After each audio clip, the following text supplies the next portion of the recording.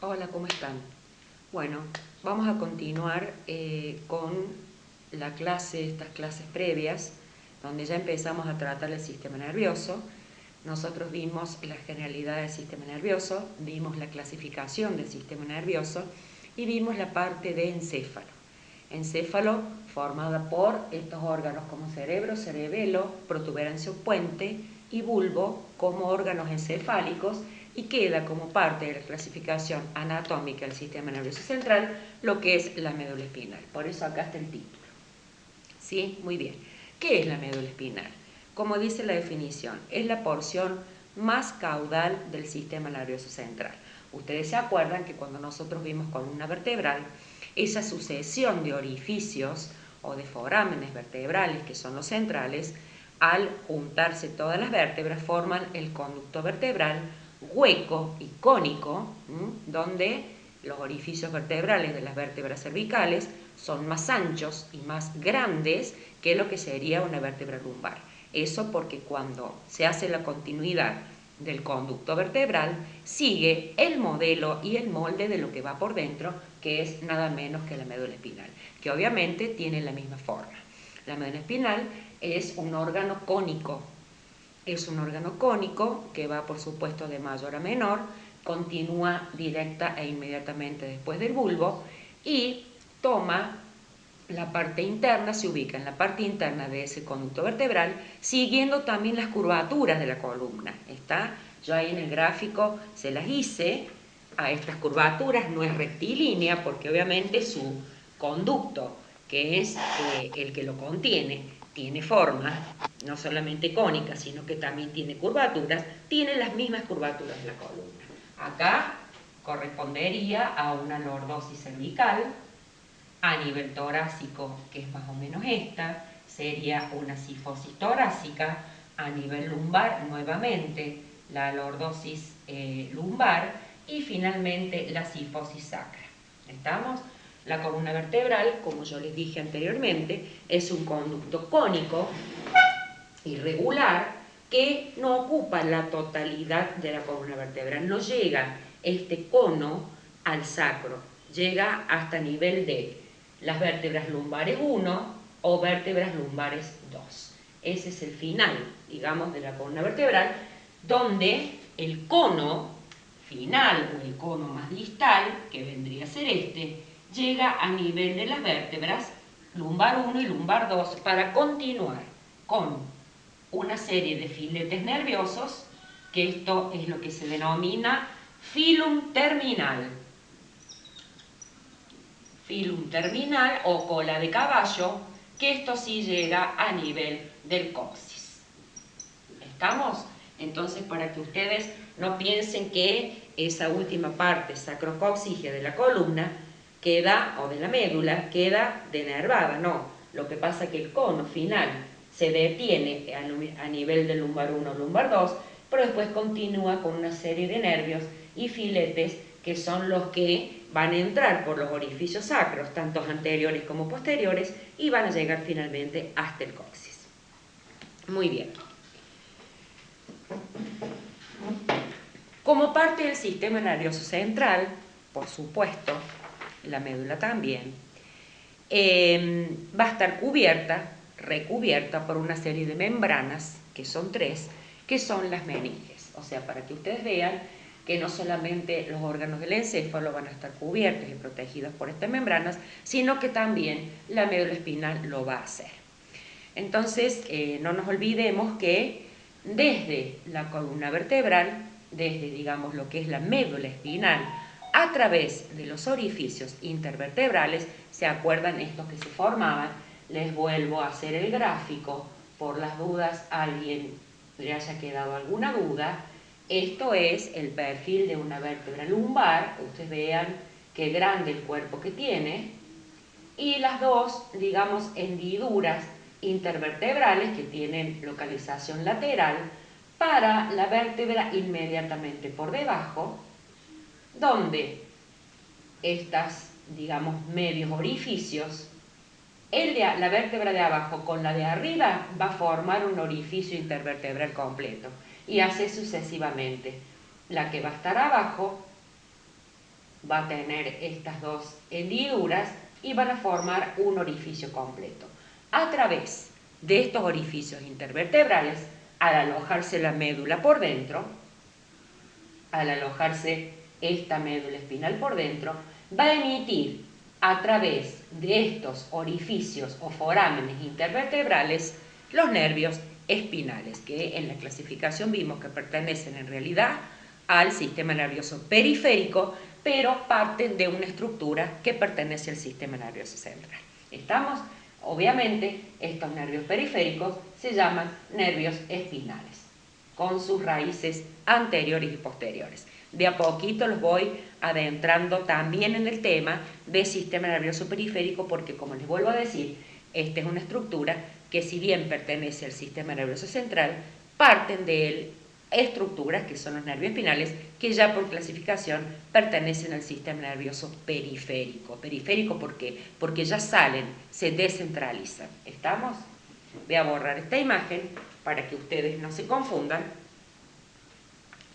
Y vamos a ir a la conformación interna de la médula. La médula espinal, internamente, a pesar de pertenecer al sistema nervioso central, tiene una conformación interna inversa de lo que vimos, por ejemplo, en el cerebro. En el cerebro que vimos la sustancia blanca en situación interna y la sustancia gris rodeando como una corteza a la sustancia blanca. Bueno, acá en la médula pasa al revés. La sustancia gris es interna y la sustancia blanca es todo lo que ocupa la periferia. ¿Estamos? Como la médula es un cordón, en su conformación interna vamos a hacer un corte. ¿Qué corte es este? Muy bien, transversal. Es un corte, no lo estoy escuchando, pero me imagino que me estarán siguiendo.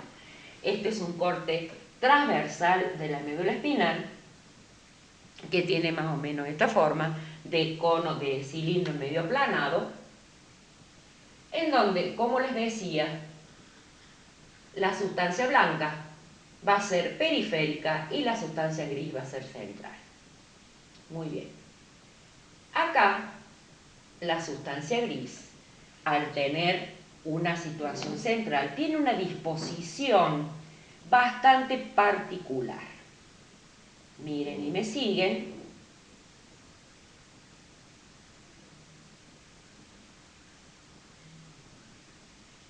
Tiene esta disposición. Así.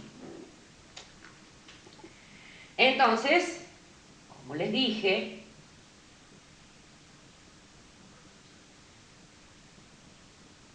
parece una mariposa. Todo esto que yo tengo central es sustancia gris. Así. Esta sustancia gris, que ocupa una posición central, tiene partes o regiones. Esto es anterior y esto es posterior. ¿Estamos? Muy bien. Los nombres de esta sustancia gris en la zona posterior, estos cuernos, se llaman astas posteriores.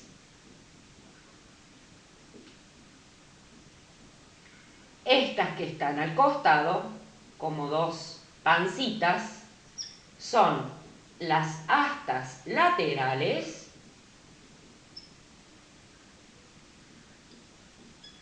y estas más gruesas, como alas, son las astas anteriores.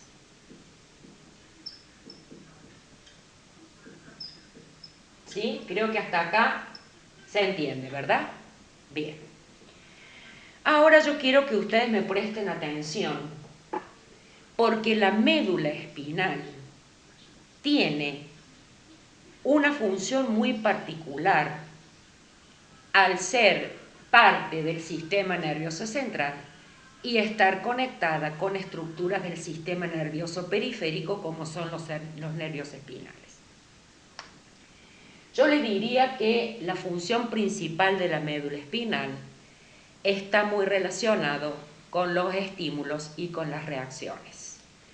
Esto quiere decir que la médula espinal es la encargada de transformar un estímulo sensitivo en una reacción motora. ¿Qué quiere decir esto? Por ejemplo, un estímulo sensitivo sería una temperatura elevada o un estímulo doloroso. ¿Estamos? La médula, a través de una parte de sus nervios, toma, reconoce este estímulo doloroso o de quemarse, por ejemplo, o de temperatura, y lo va a transformar a su través en una reacción motora para que este estímulo no me queme la mano y yo lo retiro. Esta es la función de la médula. Ella decodifica, por alguna manera, para que ustedes me entiendan, lo que reconoce como doloroso o dañino, lo transforma en una reacción motora de defensa ante eso. ¿Estamos? ¿Cómo hace la médula esto? Aquí vamos. Voy a cambiar estos nombres y los voy a poner del otro lado porque necesito esta parte de la pizarra. Bien.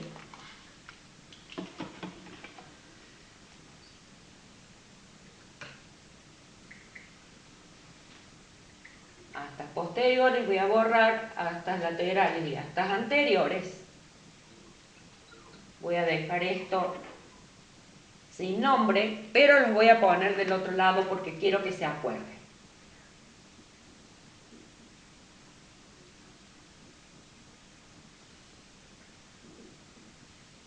Astas posteriores, astas laterales y astas anteriores. ¿Sí? ¿Estamos hasta acá? Muy bien. Quiero que recuerden también, como algo fundamental, que las astas posteriores son las que van a tomar el estímulo y las astas anteriores son las que van a mandar la reacción motora. Estamos, esto no se lo olviden porque eso por ahí se los puede llegar a confundir. Entonces, vamos a hacer en azul lo posterior sensitivo y vamos a hacer en verde lo anterior y motor, ¿sí? Entonces, yo les dije que por este orificio, digamos, hagamos de cuenta que esta es la vértebra, que este es el orificio, digamos, intervertebral y acá sigue la vértebra. Vamos a hacer de cuenta que es así para que ustedes se den cuenta. Estos nervios espinales tienen, que salen de la médula, tienen una raíz sensitiva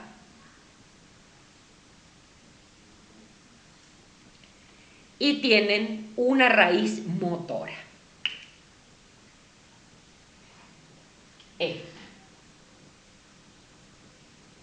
Este verde, no sé si lo ven, si quieren lo hacemos en rojo. Yo en rojo hago siempre las arterias, pero bueno, vale. Esta roja es la rama motora. Estos dos son los que forman el nervio espinal.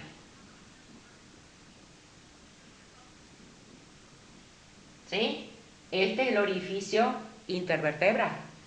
Muy bien, este nervio espinal, entonces, que sale de la médula, les vuelvo a decir, tiene una rama sensitiva que va al asta posterior y tiene una raíz motora que va al asta anterior.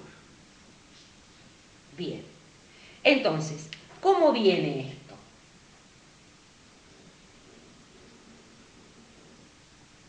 Acá, hagamos de cuenta que hay un estímulo doloroso de temperatura. Yo les voy a hacer acá una especie de llama. ¿Sí? Ahí está. Una vela. Bien. ¿Qué hace este nervio espinal? El nervio espinal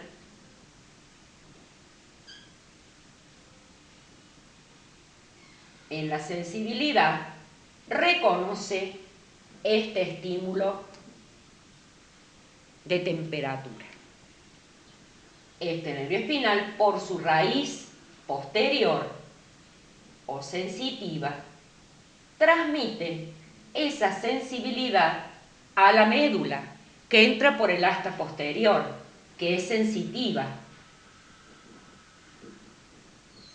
Obviamente, esta también es una raíz sensitiva.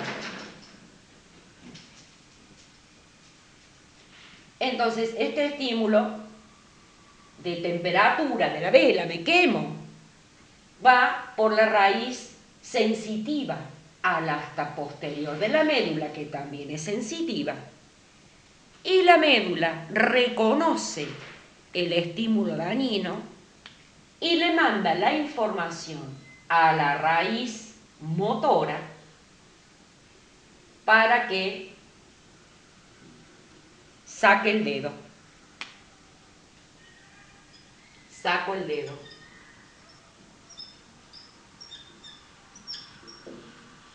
Por supuesto que esta es una reacción que se produce en décimas de segundos. Si no, hasta que el sensitivo reconoce, hasta que el motor manda la acción, yo me quedaría sin la mano. No es así. Este es un mecanismo automático rapidísimo. Esta raíz que recibe el estímulo doloroso se llama raíz sensitiva aferente. Aferente. Y esta raíz motora,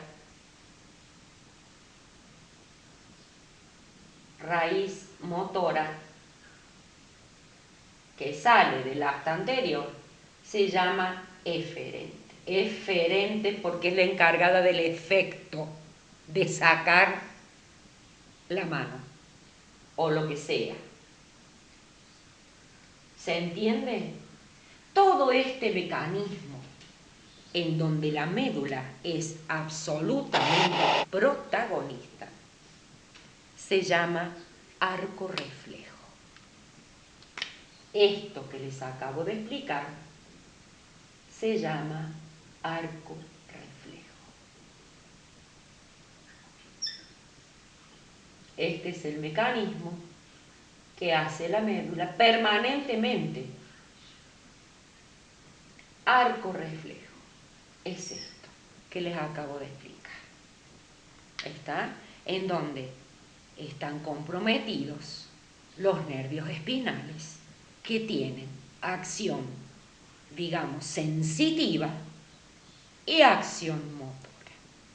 ¿Está? Esto es lo que hacen todos estos nervios que salen de la médula espinal por los forámenes intervertebrales de las vértebras. Obviamente que esto es bilateral, por eso son 31 pares, así. Y van, ¿a dónde van? Y los nervios periféricos se dividen prácticamente a los miembros superiores y a los miembros inferiores, que son los que reciben el tacto. Estamos de los objetos, como puede ser el calor, como puede ser la electricidad, esto es un rayo, o lo que intenta ser un rayo, como puede ser la electricidad, como puede ser cualquier otro, digamos, estímulo que me ponga en peligro la integridad de alguna parte de mi cuerpo. ¿Estamos?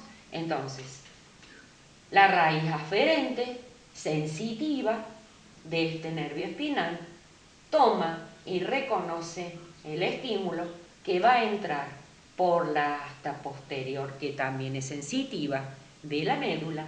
La médula va a decodificar y va a salir la reacción motora inmediatamente. Sale la reacción motora a llevarme a mí a sacar el dedo. Este mecanismo tiene un nombre. ¿Cómo se llama? Arco reflejo. ¿Quién lo lleva adelante? La médula espinal con su correspondiente nervio espinal. ¿Bien? Muy bien. Espero que esto lo hayan comprendido bien. ¿Estamos?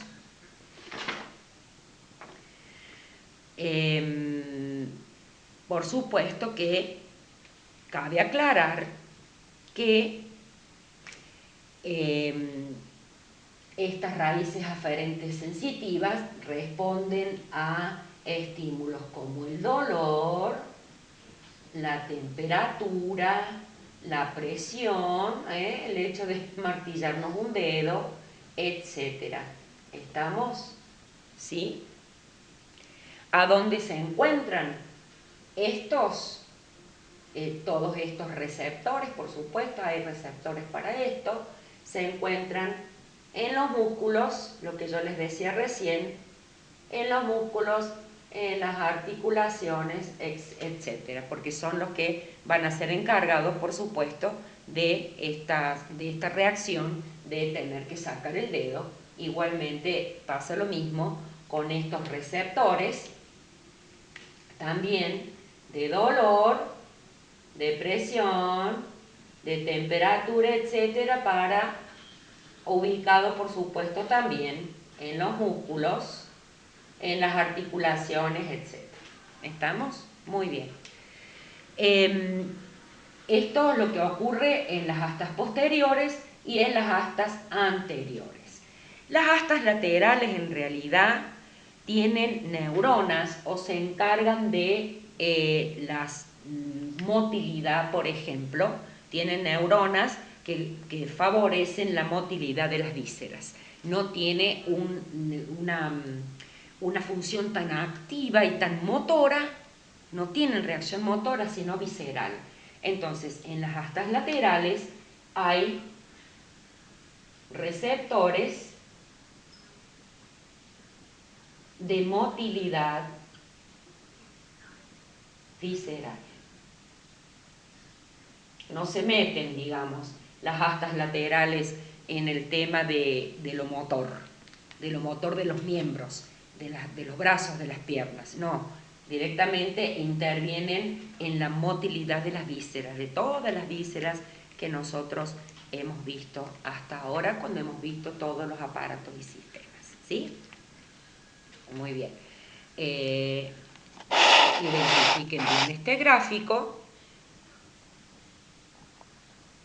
Identifiquen bien este gráfico porque esto es importante para que ustedes no se confundan cuando tengan que decir que la estructura interna de la médula es exactamente al revés de la estructura interna del resto del sistema central, ubicándose la sustancia gris en el lugar central. ¿Bien?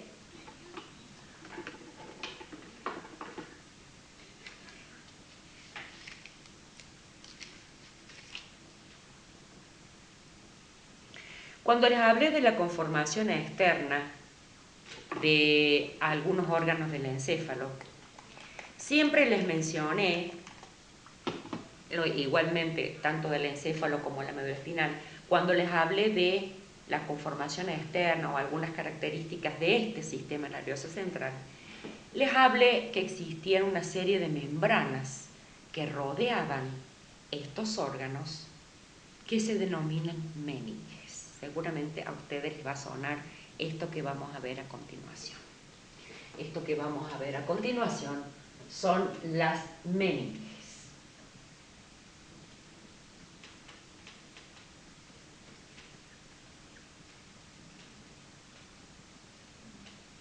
Yo voy a borrar acá, porque necesito hacer, por supuesto, gráficos. Los gráficos que les hago para absolutamente todo, para que ustedes sea mucho más explicativo.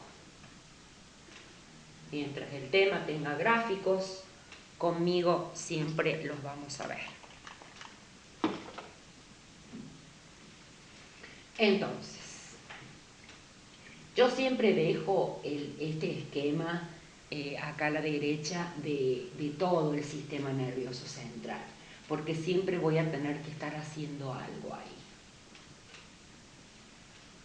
Pero, si ustedes quieren, seguro que van a querer, ¿cierto? Mientras yo sea explicativa, ustedes lo van a querer. Vamos, acá. Coberturas del sistema nervioso central. Acá están las meninges. Se llaman meninges, son tres. Tres meninges. Ya les voy a dar la definición.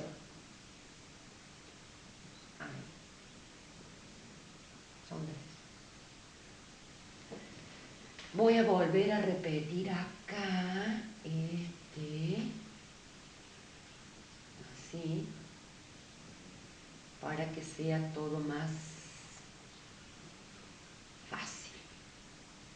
Lo que estoy haciendo acá es el cerebelo, lo que estoy haciendo acá es la protuberancia puente. No voy a ir tan abajo porque ahí nomás está el bulbo.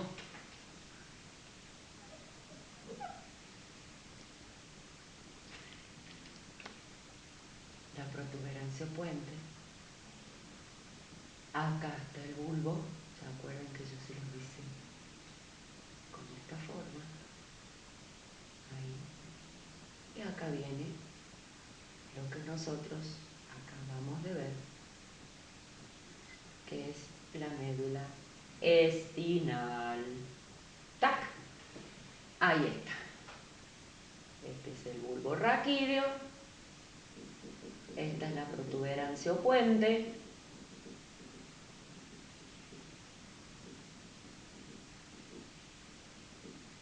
Y este es el cerebelo con este aspecto de árbol de la vida,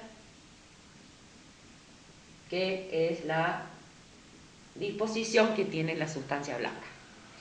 Bueno, y este es nuestro cerebro con la cisura lateral, con la cisura central, con la cisura occipital, y todo el aspecto de gusanos que tiene en su interior. Muy bien. Todos estos órganos que forman parte del sistema nervioso central están rodeados o están cubiertos todos, el cerebro, absolutamente todo, incluyendo la médula también, están cubiertos por una serie de membranas que, como definición, las meninges son un sistema de envolturas. Es un sistema de envolturas que rodean todos los órganos del sistema nervioso central, que separan el encéfalo y la médula espinal de las estructuras óseas. Estas meninges, como les dije, son tres. ¿Cómo se llaman? Obviamente están ubicadas espacialmente o topográficamente en distintas capas. La capa más profunda de todas, ¿me ven acá? Sí. Se llama pía madre. La pía madre es la capa más profunda, tan profunda que está absolutamente adherida a la superficie del encéfalo y de la médula espinal. No se puede separar. Es muy delgada y está completamente adherida a tal punto que esta pía madre se mete en estos surcos que tiene este cerebro.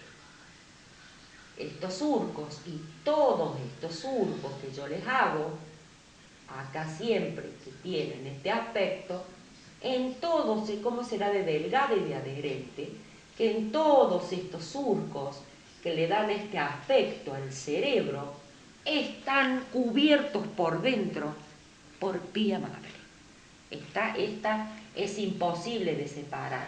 Se mete en estos surcos de la superficie y también en la superficie, en los bordes, y hace así, y si se mete así, por supuesto entra en todo lo largo de la cisura central, entra en todo el largo de la cisura lateral y entra en todo el largo y la profundidad también de la cisura occipital. Entonces, por eso, la pía madre es la más profunda y la más delgada de las tres. Después, inmediatamente después de la pía madre, yo se la voy a dibujar así. Se la voy a dibujar. Todo esto es pía madre. Es la más profunda de todas. Después viene la capa del medio. La segunda. ¿Cómo se llama? Aracnoides. Aracnoides es la segunda. Por eso le pongo también el número 2. La aracnoides es la capa del medio. Se encuentra, por supuesto, entre la pía madre, que está por debajo, y la más externa de todas, que ya van a ver cómo se llama.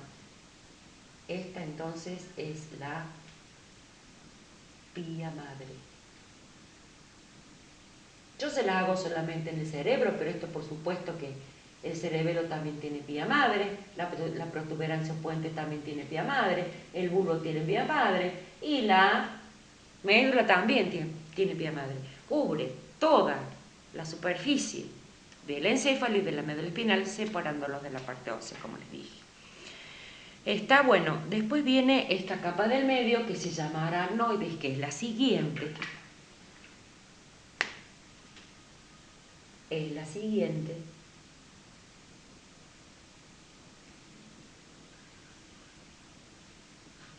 Esta se llama aracnoides.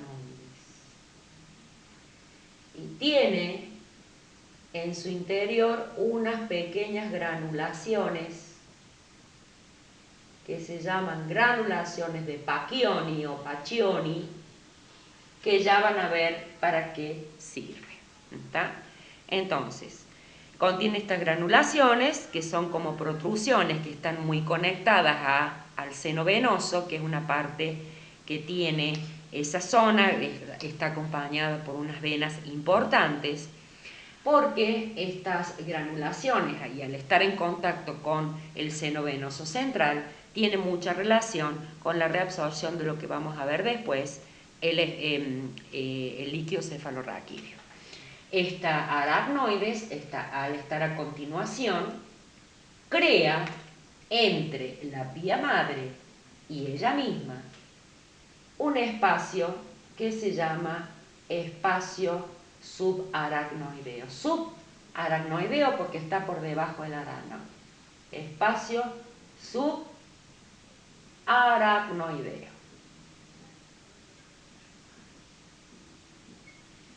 ¿Dónde están estas granulaciones de Pacchioni? Pacchioni con doble C.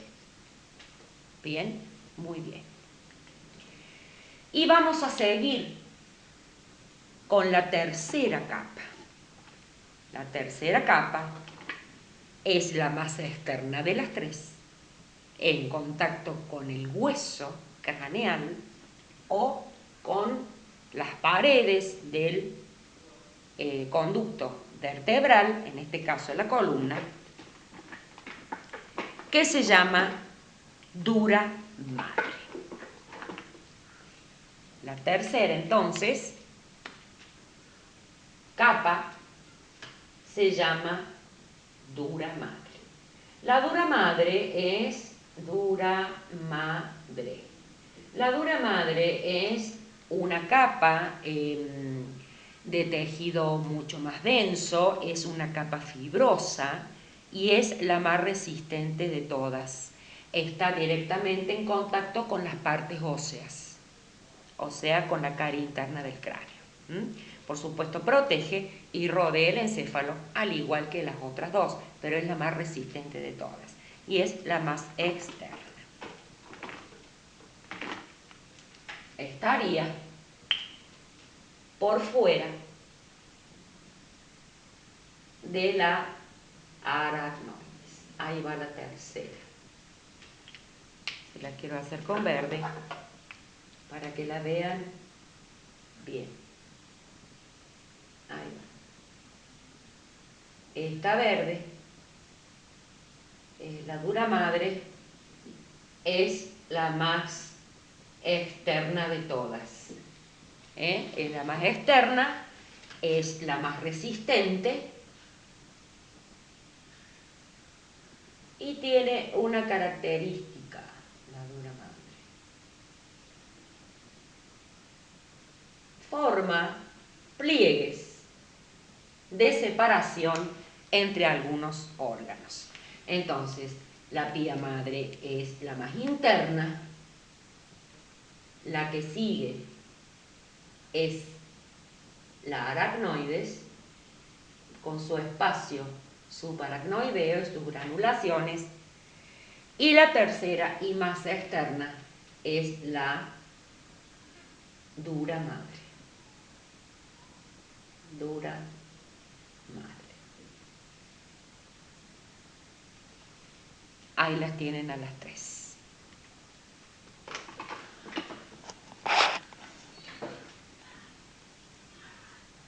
Ahí las tienen a las tres. Bien. Y esta dura madre tiene una característica de formar pliegues, que son de alguna manera pliegues de separación entre algunos órganos y otros. ¿Cuáles son los pliegues que forma la dura madre? Se los voy a escribir acá. Pliegues de la dura madre. Pliegues de la dura madre. ¿Sí? Estos pliegues son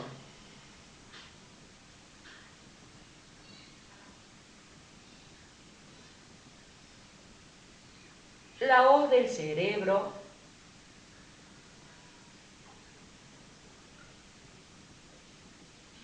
la hoz del cerebelo,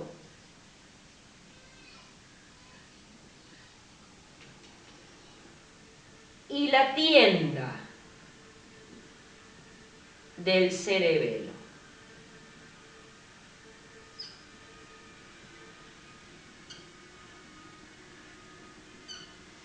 ¿Sí? Ahí está. Estos son los pliegues de la dura madre. La hoz del cerebro, la hoz del cerebelo y la tienda del cerebelo.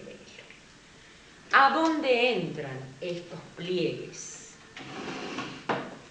¿A dónde entran estos pliegues de separación? ¿Ustedes se acuerdan cuando vimos el hueso frontal? El hueso frontal tiene en su cara interna una espina de hueso que se llama espina frontal. En la espina frontal, ustedes si revisan sus apuntes, van a ver que tiene, dice el texto, espina frontal, región donde se apoya la hoz del cerebro. Es eso. En esos dos lóbulos,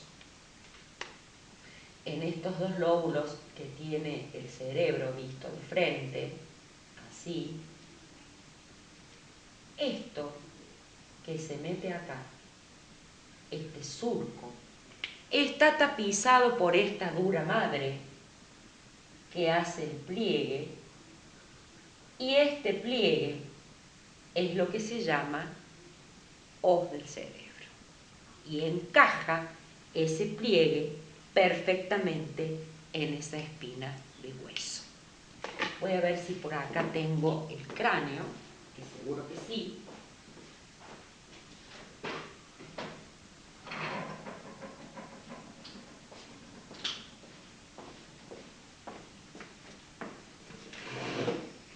Recordatorio. Ahí está. Esta, que está en la cara interna del hueso frontal, es la espina frontal.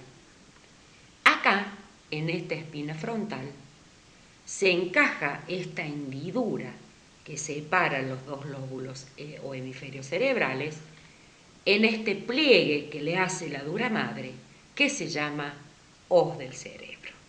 ¿Estamos? Háganse de cuenta que acá entra el cerebro y en ese lugar de separación encaja este pliegue interno que se va para adentro, que hace que el cerebro se adhiera a esta región del hueso frontal gracias a este pliegue para adentro que le hace la dura madre. Ese pliegue interno de dura madre hacia el interior del cerebro, que encaja perfectamente en esa espina ósea, es la hoz del cerebro. ¿Estamos? Por eso yo se las hice de alguna manera con esta que les hice así, acá. Esto es lo que le hace la dura madre para que encaje acá en el hueso frontal la hoz del cerebro. Entonces esta sería hoz del cerebro. Bien, ese es uno de los pliegues que hace la dura madre, pero hace otros más. Me parece que se los voy a hacer con negro, porque quiero que vean, hijos, ustedes, si no me van a matar después, si no se ve nada. Esta da unas clases horribles porque no se ve nada, entonces yo no quiero que me saquen el cuero así. Bueno, vamos a intentar como se pueda, le vamos a poner onda, como dicen ahora. Bueno, mira, ese es uno de los pliegues. Otro de los pliegues, obviamente que acá también va la aracnoide, todo. ¿Estamos? Bien. ¿Qué otro pliegue hace esta dura madre? La hoz del cerebelo. La hoz del cerebelo, al igual que el cerebelo también tiene dos lóbulos. ¿Se acuerdan ustedes? ¿Se acuerdan ustedes cuando vieron esa proyección inferior? Bueno, tiene una formita como mucho más así, como mucho más redondeadita. Esto es más o menos así. Así se separa en dos todo. Y esos son todos los pliegues que hace el cerebro con esa forma de árbol de la vida y todo lo demás. Bueno, ¿qué es lo que hace la hoz del cerebelo? Lo mismo que hace la hoz del cerebro. Viene acá un pliegue de la dura madre y se mete acá y separa los dos hemisferios cerebelosos entre sí. Esto que separa, esta membrana que separa los dos hemisferios cerebelosos entre sí, que se lo voy a hacer en negro, esto que hace así, que se mete y separa los dos hemisferios cerebelosos entre sí, es la hoz del cerebelo. Este es el cerebelo. Y este pliegue, acá que se mete acá, es la hoz del cerebelo. ¿Se entiende? Claro que se entiende. Muy bien. Y después, por último, queda la tienda del cerebelo. La tienda del cerebelo es otro pliegue de la dura madre, pero horizontal, que separa el lóbulo occipital del cerebro del cerebelo. Entonces, ¿a dónde se mete? Acá. Entonces separa acá el lóbulo occipital del cerebro del cerebelo. Hace esto. Esto es la tienda del cerebelo. ¿Está? Se mete, un pliegue que se mete acá y separa el cerebelo del cerebro. Esto se llama tienda del cerebelo. Este tabique horizontal. Acá. Esto es la tienda del cerebelo. Estos pliegues de la dura madre sirven de medios de sostén, además de protección. ¿Está?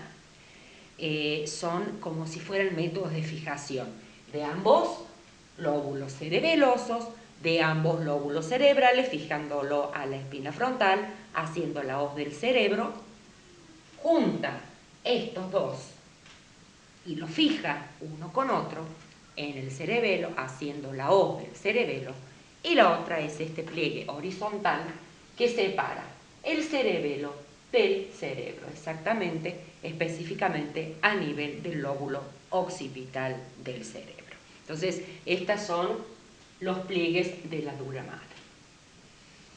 Pero acá no solamente como medio de protección y de fijación del encéfalo y de la médula espinal están las meninges, sino que hay otro elemento sumamente amortiguador y sumamente protector, que es lo que se llama líquido cefalorraquídeo. Líquido cefalorraquídeo. Este líquido es una masa, tiene muchísimas funciones y es todo un sistema de circulación de líquido que va por todos lados, que rodea el sistema nervioso central, solo el sistema nervioso central. ¿Estamos? Por eso se llama líquido céfalo por encéfalo raquídeo, porque también circula a través de esta médula. ¿Estamos? ¿Qué es el líquido cefalorraquídeo? Ahora les cuento.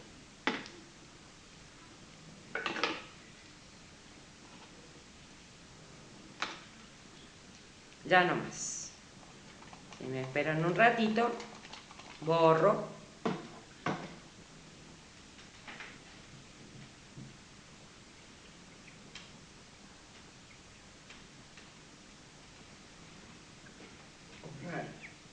Vía madre.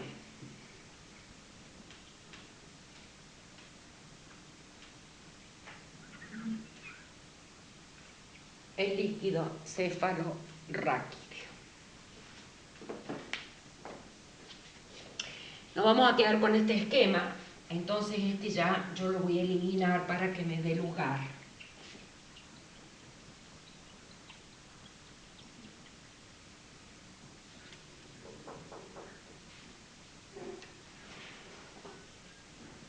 No más. Esto es la pizarra. Ustedes saben que esos son mis perros. Los conocen.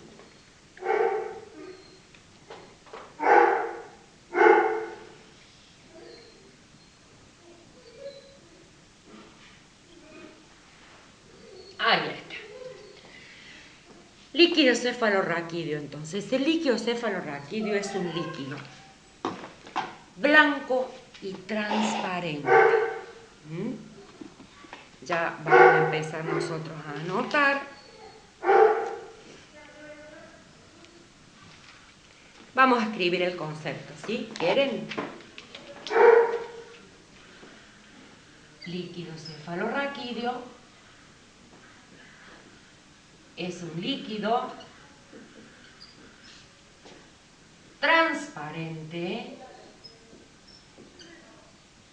tiene aspecto de cristal de roca.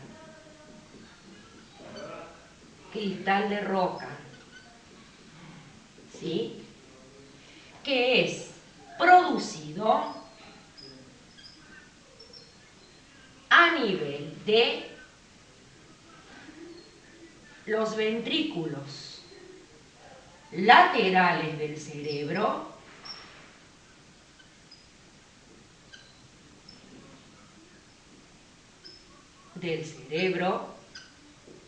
estableciendo una verdadera circulación a través de lo que se denomina espacio subaracnoideo, donde se va a reabsorber y va a continuar su producción. Es todo un sistema de circulación que drena finalmente en la sangre venosa y se sigue produciendo. ¿Está? Pero ¿cuál sería, digamos, cuál sería esta circulación, este camino que hace el líquido cefalorraquídeo a través de estas estructuras que les digo? Bueno, miren, acá se los voy a ejemplificar. Yo les dije que cuando hicimos el gráfico del cerebro, que hicimos la mitad, acá están los ventrículos laterales del cerebro, acá en el medio, en plena comunicación, está el tercer ventrículo.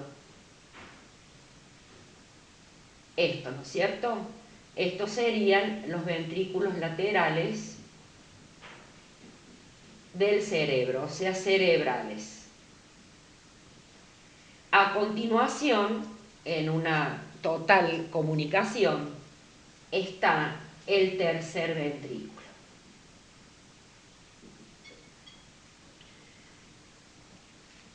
El tercer ventrículo, ¿sí? Entonces, el líquido cefalorraquídeo se forma acá, en los ventrículos laterales,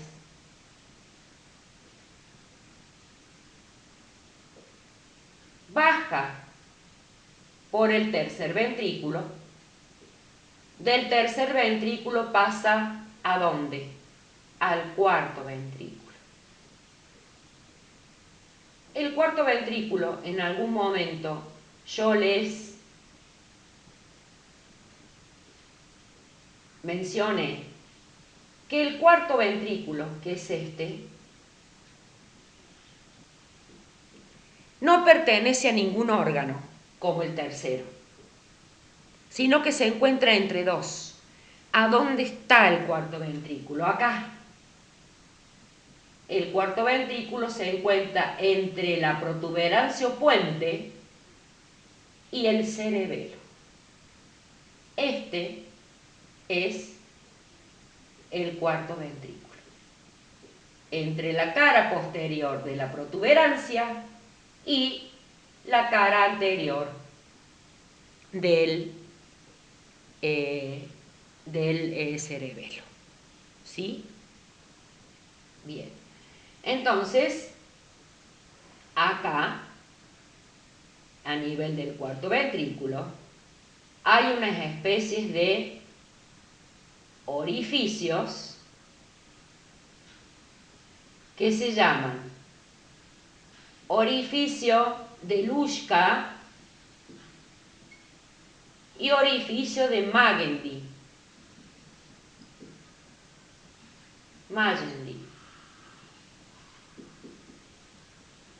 Que son orificios que pertenecen al cuarto ventrículo, ¿sí? Bueno, el líquido raquídeo va a seguir pasando por acá. ¿Estamos? Después entra en el canal ependimario de la médula, que cuando yo les hice el gráfico de la médula, que era así, acá había un orificio.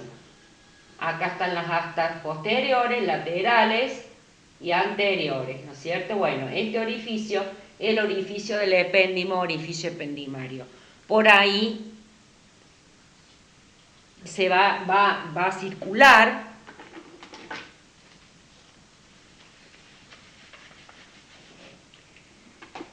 y después va a pasar a las meninges.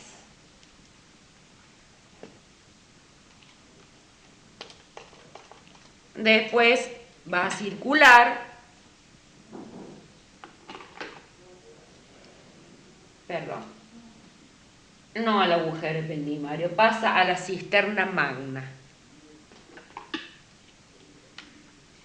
De ahí pasa a la cisterna magna, que sí tiene en contacto la cisterna magna, está en la médula.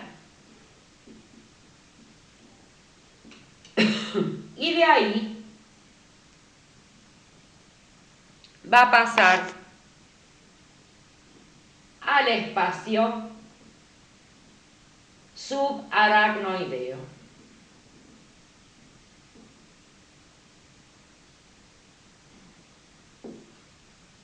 ¿Estamos? Entonces,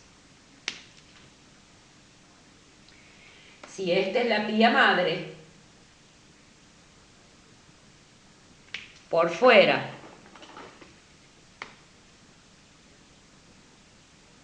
va a estar la aracnoides y por fuera va a estar, obviamente, la dura madre. Está ahí, las tres.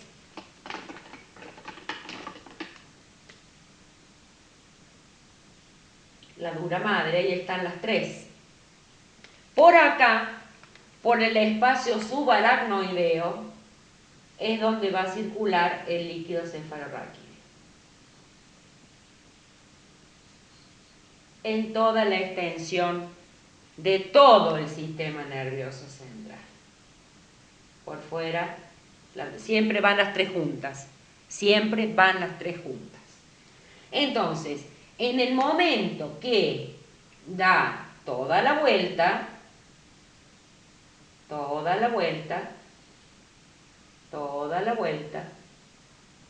¿qué hacemos con este líquido cefalorraquídeo? El líquido cefalorraquídeo se sigue produciendo. Pero cuando llega a las granulaciones de Pacchioni, que están acá en el espacio subaracnoideo cerebral, se van a reabsorber. De ahí se reabsorbe y pasa a la sangre venosa. Y ahí desaparece. Mientras tanto, el ventrículo lateral lo sigue produciendo y empieza todo el sistema de circulación de nuevo. ¿Sí? ¿Se entiende eso? Entonces, el líquido cefalorraquídeo, transparente cristal de roca, producido por los ventrículos laterales del cerebro, se origina acá.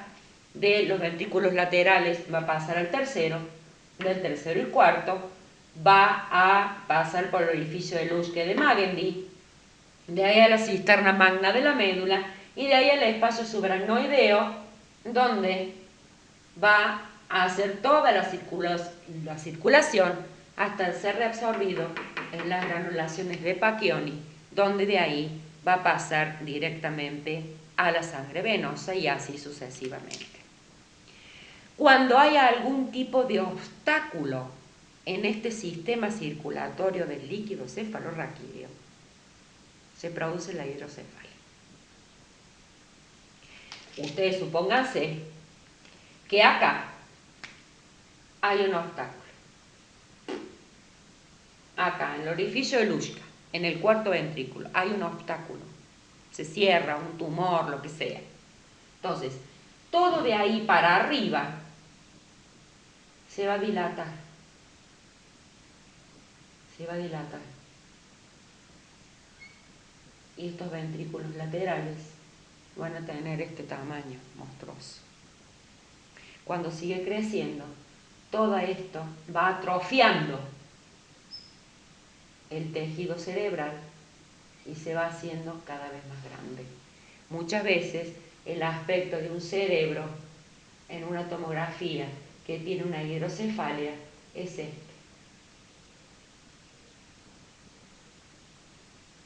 donde todo esto es líquido y esto nomás, lo que queda en el borde, es tejido cerebral.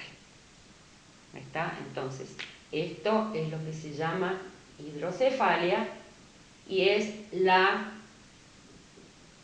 acumulación de líquido cefalorraquídeo con desplazamiento y compresión de estructuras cerebrales importantes por algún proceso obstructivo. Entonces, esto se puede originar en la vida juvenil o en la vida adulta por algún tumor, o puede ser también que ya el niño nazca con este tipo de obstrucción, donde la hidrocefalia va a ser congénita. Y la otra, que pasa de grande por algún proceso, una enfermedad, un tumor o alguna compresión, va a ser adquirida, porque se adquiere después. Está la congénita y la adquirida, y hay otro tipo de clasificaciones que, bueno, ahora no vienen al caso, pero esta es la situación, produce una total deformidad de las estructuras dentro del cerebro, porque el líquido cefalorraquídeo se sigue produciendo, no tiene por dónde circular. Entonces, ¿qué va a pasar? Va a dilatar y va a deformar estas estructuras que son tan nobles, y por supuesto eso va a traer, si no se soluciona, muchos problemas, porque va a empezar a lesionar por una cuestión de compresión, va a empezar a lesionar estructuras cerebrales con las consiguientes secuelas. Bueno, ¿cuál es la función del líquido cefalorraquídeo? La función del líquido cefalorraquídeo se las voy a escribir acá. La función del líquido cefalorraquídeo es amortiguación,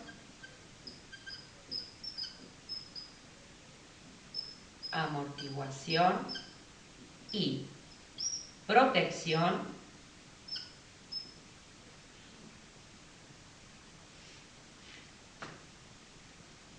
del encéfalo durante los movimientos de la cabeza y el tronco. Movimientos de cabeza y tronco. Y también tiene la función de la nutrición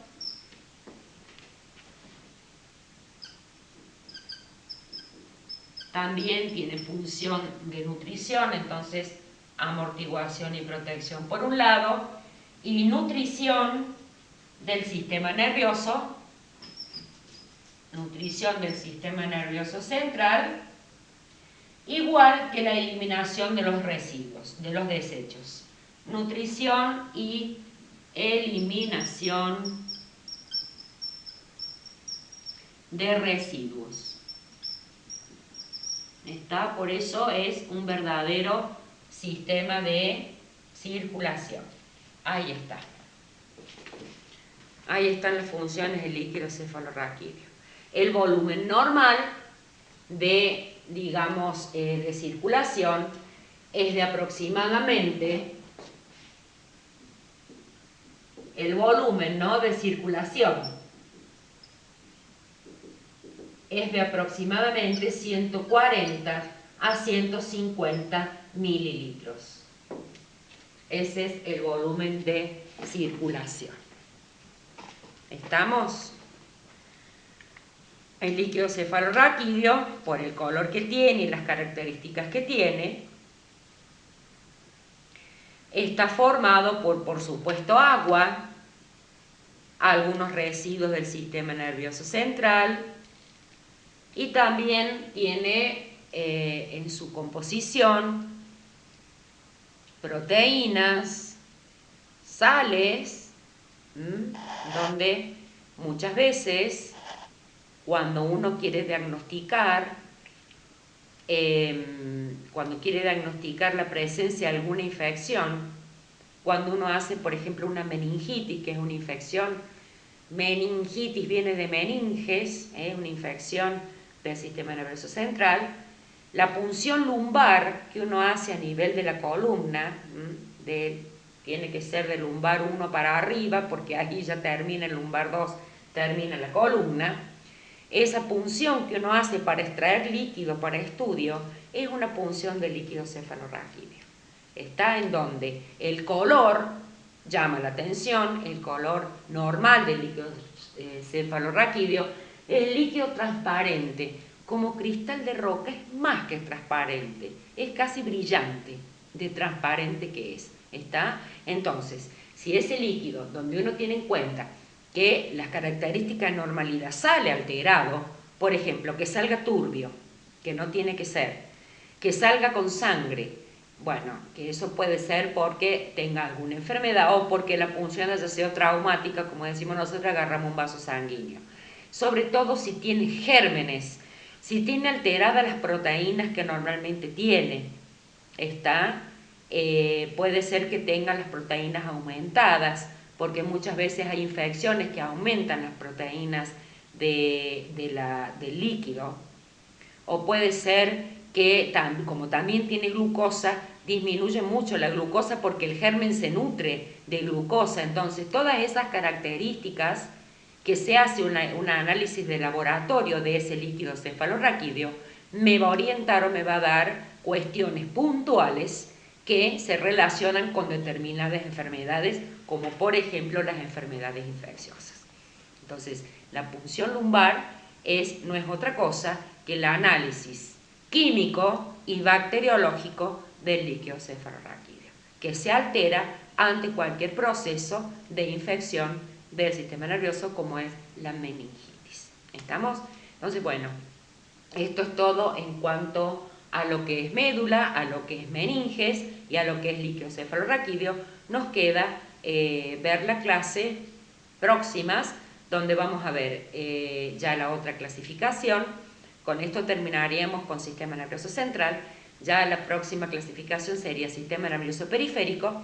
Vamos a ver pares craneales y pares espinales, aunque acá ya de alguna manera en el arco reflejo ya lo hemos visto. Y vamos a ver la última clasificación, que es la clasificación funcional, que lo divide en sistema nervioso autónomo o neurovegetativo y sistema nervioso somático o de vida de relación. Entonces, con ustedes nos vemos la próxima.